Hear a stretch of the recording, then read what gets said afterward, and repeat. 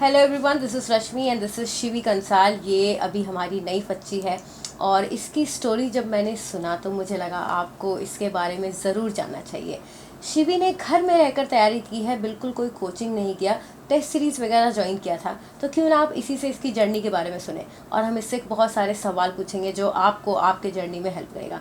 शिवी, अपने आप को इंट्रोड्यूस करो। So hello guys, I am Shivi Kansal and I belong to Shopur MP and मैंने एम्स दिल्ली 21 में क्रैक किया है। आई 2022 में हूँ एंड मेरे मार्क्स हैं 696 मार्क्स एंड 244 रैंक।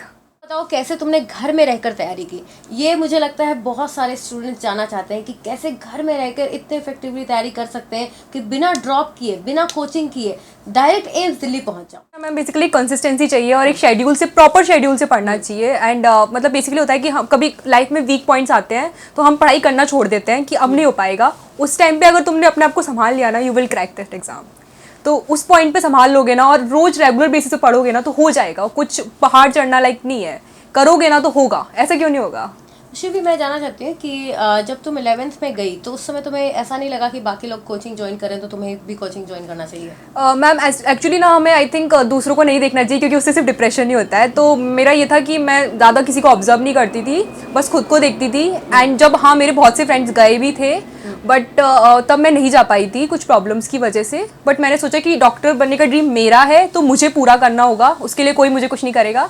देन मैंने सोच लिया कि मैं ट्राई करूँगी ताकि मुझे लास्ट में रिग्रेट नहीं रहे कि मैंने ट्राई नहीं किया। मतलब मैं उसे किस्मत पे नहीं छोड़ सकती बिकॉज मैंने सोचा है, मैंने ड्रीम देखा है, तो मैं लास्ट तक नहीं हार मानूंगी।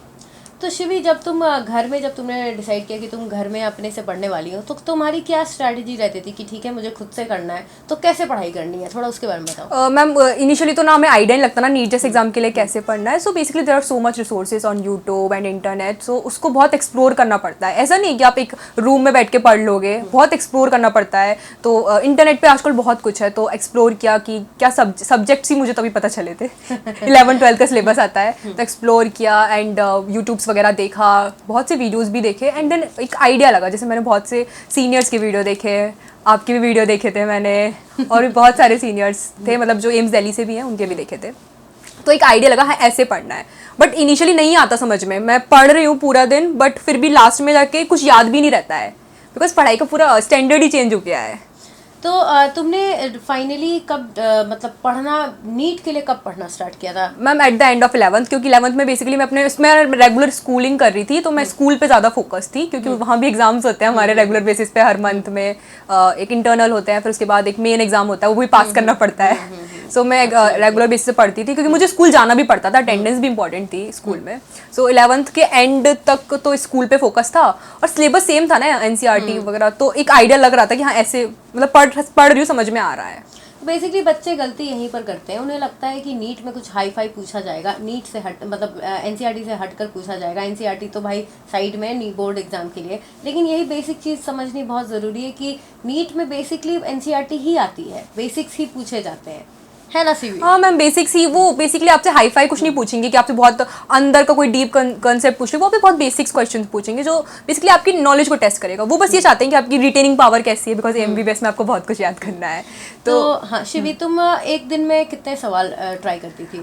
इनिशियली मैंने बताया 11th में तो मैं ज़्यादा नहीं पढ़ती थी, मतलब मैं बोर्ड्स के लिए पढ़ती थी तो मैं क्वेश्चंस वगैरह देखा करती थी कि how to write the answer in exam. तो तुम उस समय बोर्ड्स के लिए स्पेशली पढ़ती थी? बोर्ड्स के लिए स्पेशली पढ़ती थी, बाकी वीडियोस वगैरह देख लिया करती थी, लाइक कोई कंसेप्ट क्लियर करना है तो वो बेसिकली सेम हो जाता है ना क्योंकि टॉपिक सेम है ना। In MP board books NCERT use होती है। ओके, तो तुमने 11th के एंड में पढ़ाई शुरू की तो तुम्हारा क्या टारगेट रहता था कि चलो नीट के लिए पढ़ना है प्लस 11th का एग्जाम भी देना है, 12th बोर्ड भी देना है, तो उसको कैसे हैंडल करेंगे, क्या स्ट्रेटजी? 11th के एग्जाम कंप्लीट हो गए थे। देन तब उसके बाद ना मेरे को ना मैंने ना आई थिंक हाँ मैंने ना एक टेस्ट सीरीज ज्वाइन कर ली। मैंने एलन की टेस्ट सीरीज थी वो मैंने ले ली थी, जस्ट ऐसे ही ले ली थी, तो कुछ सोचा नहीं था, वो मिल रही थी तो ज़्यादा कॉस्ट भी, हाँ ले ली थी फिर मैंने वो टेस्ट सीरीज। तो मैंने सोचा कि थोड़ा बहुत तो पढ़ाई है 11th का, जरा टेस्ट दे के देखते हैं फुल सिलेबस का। एंड मैं बस बैठ गई एंड मैंने टेस्ट दिया एंड टेस्ट दे रही हूँ पर घूम रहा है दिमाग, ये क्या पूछ रहे हैं फिजिक्स में। मतलब मैंने तो वही क्वेश्चन याद किए, मैंने तो मतलब क्वेश्चन मैंने बताया भी क्वेश्चन नहीं लगाए मैंने 11th में ज़्यादा, तो मुझे नहीं आ रहा था समझ में कि क्या पूछ रहे हैं। कितने नंबर आए थे मैम मेरे 323 मार्क्स थे, वो बायो की बदौलत थे। तो बताओ यार, बेसिकली 300 भी आ रहे हैं विदाउट एमसीक्यू लगा, इसका मतलब प्रूफ यही है कि आपको 100% जो है एनसीईआरटी से पढ़ना है, बाकी आपको क्वेश्चन करने की स्ट्रैटेजी पता होनी चाहिए। बस वही तो लॉजिक होता है। हाँ, तो शिवी तुमने 12th में बेसिकली सिर्फ 1 साल तुमने लिया, जिसमें तुमने बोर्ड की भी तैयारी की और तुमने नीट की भी तैयारी की, और इतना फाड़ कर किया कि डायरेक्ट यहीं पहुंच गई। थोड़ा उसके बारे में बताओ, अपना 12th का। मैम बेसिकली इन सब के लिए जरूरत है कि आप शेड्यूल से पढ़ो। मैं एक शेड्यूल से पढ़ती थी, जैसे कि मेरे को क्या था कि मेरे इंग्लिश हिंदी भी मुझे पढ़ना पड़ता था 12th बोर्ड्स के लिए। तो वो भी एक टाइम निकालना पड़ता है, बिकॉज इंग्लिश हिंदी बहुत कुछ आता है हमारे, तो लिटरेचर होता है, ग्रामर होता है, तो सो मच थिंग। तो मेरा ये था कि 11th में इंग्लिश हिंदी तो है लेट शुरू की थी, जुलाई में शुरू की थी। उससे पहले वाला जो टाइम था, यानी कि हमारे एग्जाम फेब के एंड में फिनिश हो गए थे, तो मार्च से लेके मई तक मैंने टेस्ट पे फोकस किया बहुत ज्यादा। मैंने टेस्ट बहुत ज्यादा दिया अपनी प्रिपरेशन में। आई थिंक इसी से मेरे नंबर इंप्रूव हुए हैं। तो शिवी, तुम एक दिन में कितने क्वेश्चंस लगाती थी, लाइक बायो, फिजिक्स, केमिस्ट्री का अगर मैं पूछूं? मैम बायो के मैंने क्वेश्चंस नहीं लगाए। तुमने क्वेश्चन ही नहीं लगाए? नहीं, मैंने नहीं लगाया। मैंने सिर्फ एनसीईआरटी पढ़ती थी अच्छे से, दैट्स ओके। कहाँ से क्वेश्चन लगाते हैं? अगर कोई मॉड्यूल उठाओ तो उसमें बाहर से ज्यादा क्वेश्चंस रहते हैं, और वो सिर्फ डिप्रेशन में डालेंगे तुम्हें। So that is the thing which I shared a concept also कि don't do questions, make your own question from NCERT. That is the best way to read NCERT, because NCERT से बाहर कुछ आएगा नहीं। हम बाहर से पढ़ रहे हैं तो ठीक है, रिवर्स में भी जा सकते हैं, जिनको ये चीज़ नहीं करना आता कि बस बुक पढ़े और जाके एग्जाम दे दिए। नहीं तो तुम खुद से सवाल बनाओ, या सवाल देखो और उसको देखो कि एनसीईआरटी में कहाँ से आ रहा है। या ये बहुत सही, आपने शायद वीडियो भी बनाया था कि एनसीईआरटी में क्वेश्चंस बनाओ। मैंने वो सारे देखे हैं वीडियो। हाँ, वो भी फिर तो यही था कि बायो में क्वेश्चंस नहीं लगाए। हाँ, फिजिक्स में बहुत सारे क्वेश्चंस लगाए। फिजिक्स में बहुत इंपॉर्टेंट है क्वेश्चंस लगाना। फिजिक्स में तो मैंने मॉड्यूल्स भी सॉल्व किया था, कुछ बुक्स भी देखी। फिजिक्स में बहुत जरूरी है। मॉड्यूल्स कौन से सॉल्व किए थे? मॉड्यूल्स बेसिकली एलएन के थे। एलएन के तुम्हारे पास पहले से थे? तो मेरे भैया ने मुझे दिए थे। अच्छा, चलो, मतलब रिसोर्सेज भी जुगाड़ ले गया था शिवी ने, है ना? चलो, बहुत ही जुगाड़ू लड़की है। तो शिवी, तुमसे एक बात पूछना चाहती हूँ कि बाकी सब लोग जा रहे थे कोचिंग, और इतने हाई फाई फैंसी कोचिंग लोग जाते हैं, तो उनसे बेसिकली डरने की टेंडेंसी होती है कि यार ये तो वहाँ जा रहा है, इसका तो होना ही है। तो तुम घर में रह के पढ़ रही थी, तुम्हें डर नहीं लगा कि कहीं मेरा नहीं हुआ तो? मैम डर सबको लगता है, मुझे भी लगता था इनिशियली ना। मेरे को ना इंसोम्निया भी हो गया था, नींद भी नहीं आती थी रात को। उस टाइम भी मैं सोचती थी हो जाएगा, वो ऑल इज वेल वाला डायलॉग, ऑल इज वेल, सब हो जाएगा। होगा, क्यों नहीं होगा? मतलब मुझे एक ये बात मेरी लाइफ में बहुत ज़्यादा एप्लीकेबल हुई है कि मैं अगर हार्डवर्क करूँगी तो मुझे मिलेगा, और मेरे को मिला भी है हमेशा। तो जब वो कोचिंग जा भी रहे थे, एंड मेरा बहुत मन भी था कोचिंग्स वगैरह जाने का, बट लिटरली मैंने सोचा कि आई थिंक मुझे अपने आप को चांस देना चाहिए, और मैंने उनको देखना ही छोड़ दिया, मैंने उनके बारे में बातें करना ही छोड़ दिया, एंड जस्ट फोकस होके पढ़ा, और हार नहीं मानी। बस वो बहुत इंपॉर्टेंट है, हार मत मानना कभी भी, वीक पॉइंट पे भी। वही है कि अपने दूसरों को देखना बंद करो, खुद पर फोकस करो, खुद को इम्प्रूव करो बस। हाँ, एक टाइम के लिए खुद पे फोकस करो, कंजर्व हो जाओ। उसके बाद फर्क ही नहीं पड़ेगा दुनिया का क्या कर रही है, तुम्हें अपने आप को ऑब्जर्व करना है कि तुम कितना अच्छा कर रहे हो। That's all matters. बाकी लोग जो कर रहे हैं तुम्हें नहीं पता उनका रिजल्ट क्या होने वाला है, लेकिन तुम्हें ये जरूर पता है कि तुम्हारा क्या होने वाला है। तुम अपने बारे में जानते हो, दूसरे के बारे में नहीं जानते, है ना?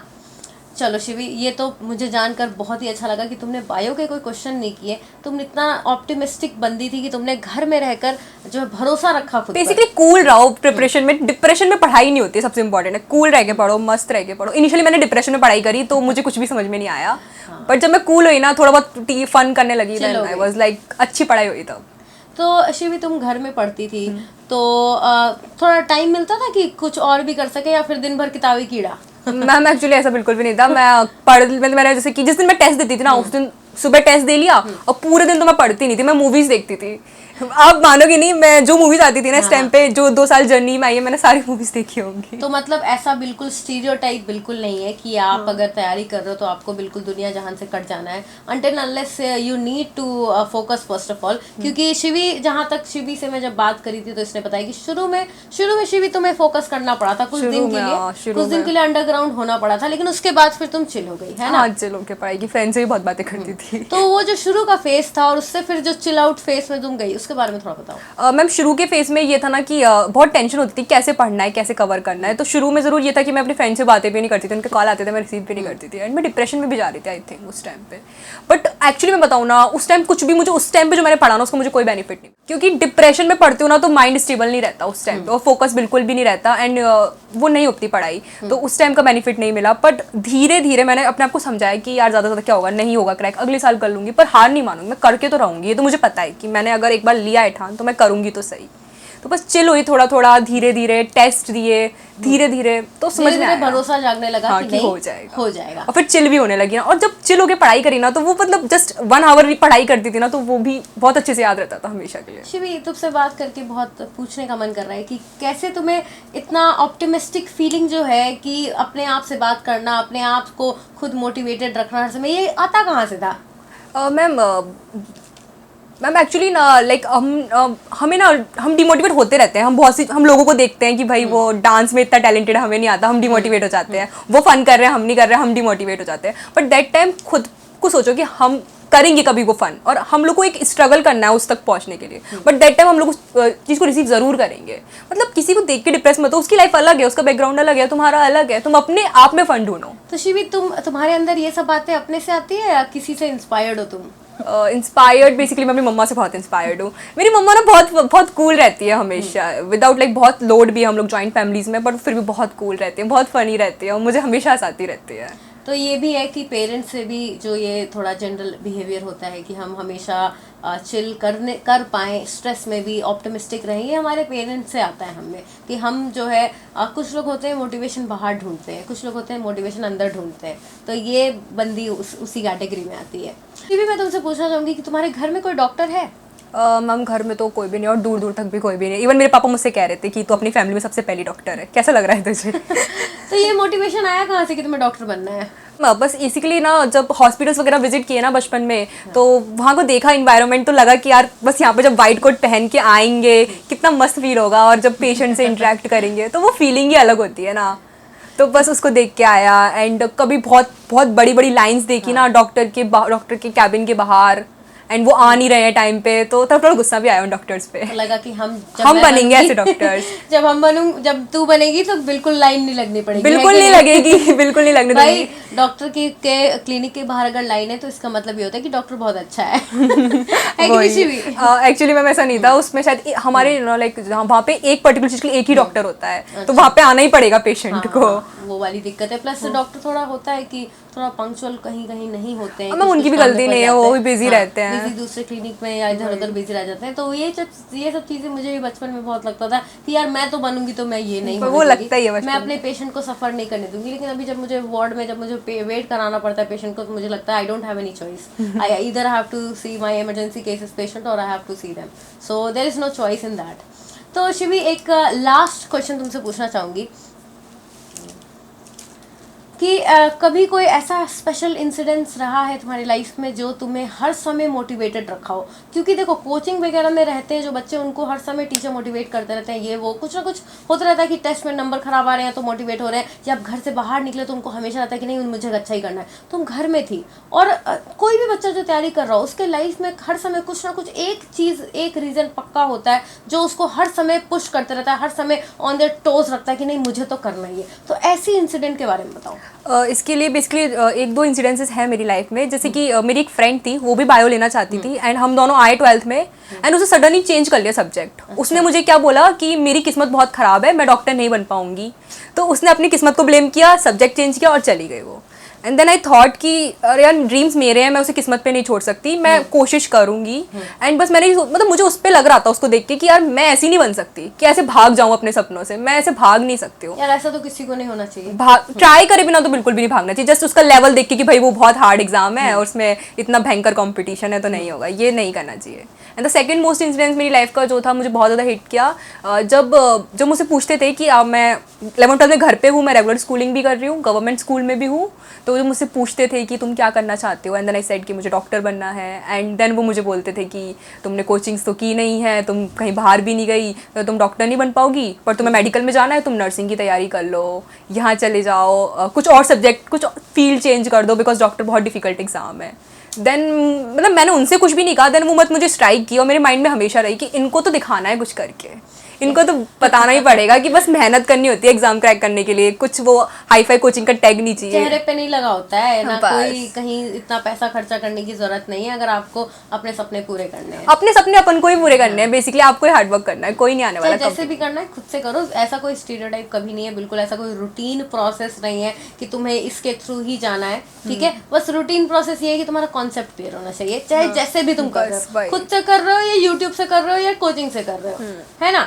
तो शिवी बहुत अच्छा लगा तुमसे मिलकर, तुमसे तुम्हारे साथ वीडियो बना के। ऐसे तो हम रोज़ ही मिलते रहते हैं हॉस्टल के बाहर, मेस के बाहर, और भी वीडियोस बनाएंगे हम। कुछ कॉलेज के बारे में जानेंगे। अभी तो ये बच्चे अभी जस्ट आए ही हैं, अभी जस्ट 1 महीना हुआ है इसका। तो 1 महीना कैसा रहा शिवी यहाँ पे? काफ़ी अच्छा है, काफ़ी नए लोगों से मिलने का मौका मिला, काफ़ी अच्छे लेवल की पढ़ाई और एक्सपेरिमेंट्स, मतलब वहाँ पे मुझे शोपुर में लाइक नहीं मिला इसे इतने अच्छे एक्सपेरिमेंट्स वगैरह करने को, बट यहाँ बहुत मज़े आ रहे हैं, लाइक कैडावर के साथ डिसेक्शन करने में उसको काटने पीटने में बड़े मज़े आते हैं। अभी तो ये बच्ची है, अभी जस्ट आई है, इसलिए मैं अभी ज़्यादा इससे नहीं पूछूंगी कॉलेज का एक्सपीरियंस। अभी इसका, इन लोगों का फ्रेशर अभी कुछ अप्रैल में होने वाला है, उसके बाद, उसके 1 महीने बाद मैं इससे इंटरव्यू लूँगी कि कॉलेज कैसा लग रहा है, क्योंकि इनको अभी बिल्कुल पैक रखा जाता है। अभी इनको बिल्कुल एम्स की दुनिया भी नहीं देखने को मिल रही है। अभी जो स्कूल में अभी जो कॉलेज में जा रहे हैं, अभी तो उनका एग्ज़ाम भी नहीं हुआ है। तो पहले तुम एग्ज़ाम दे लो, फ्रेशर अटेंड कर लो, फिर हम एक इंटरव्यू करेंगे और फिर जानेंगे कि अब कैसा लग रहा है एम्स, है ना? अभी तक तो बहुत अच्छा लग रहा होगा। मैम आप मुझे डरा रहे हो एग्जाम के लिए। नहीं नहीं, थोड़ा डराना भी जरूरी है। हर समय मैं बोलते रहूंगी अगर चिल है तो फिर इट्स नॉट ऑलवेज चिल,